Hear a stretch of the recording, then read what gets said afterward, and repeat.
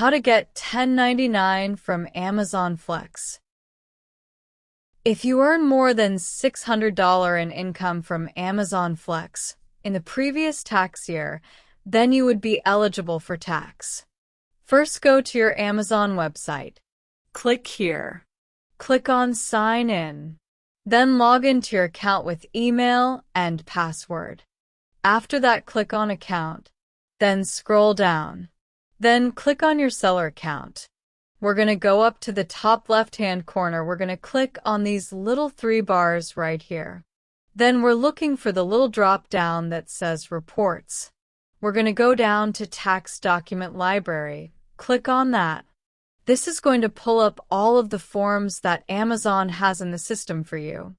It does specify right here IRS forms issued by Amazon and in parentheses available.